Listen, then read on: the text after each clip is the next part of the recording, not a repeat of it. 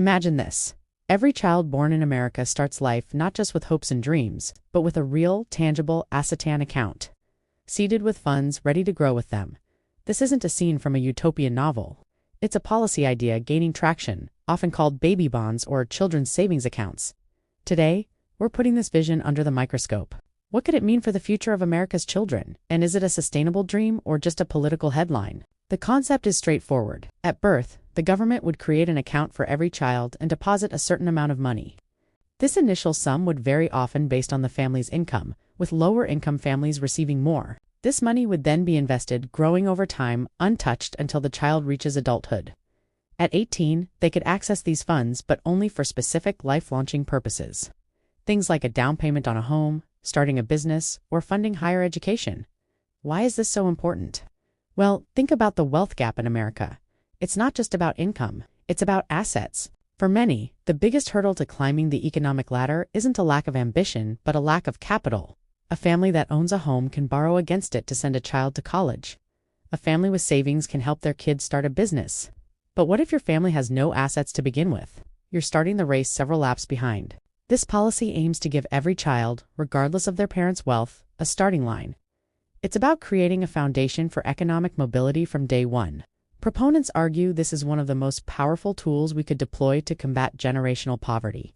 It's a direct investment in human potential. By providing a nest egg, we empower young adults to make choices based on opportunity, not desperation.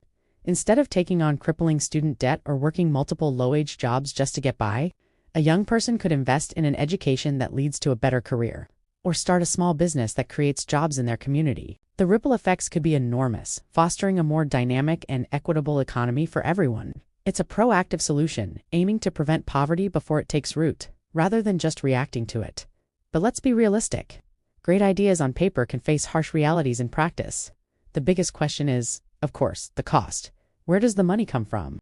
Estimates vary wildly depending on the scale of the program, but we're talking about billions of dollars annually. Funding such a massive initiative would require significant political will and likely involve reallocating funds or raising taxes, both of which are always contentious. Critics also raise concerns about the execution. How do we ensure the funds are invested wisely and protected from market volatility? What safeguards are in place to prevent the money from being misused? And then there's the political dimension. Is this a genuine long-term commitment to our nation's children?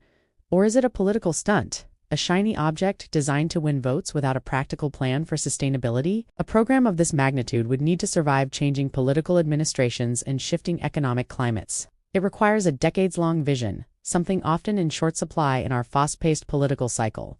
For it to work, it must be seen not as a handout, but as a fundamental investment in the country's future prosperity, just like public roads or schools. Ultimately, the idea of giving every child a financial start forces us to ask a fundamental question. What do we owe the next generation? Is it enough to provide an education, or should we also provide the economic tools to make that education count?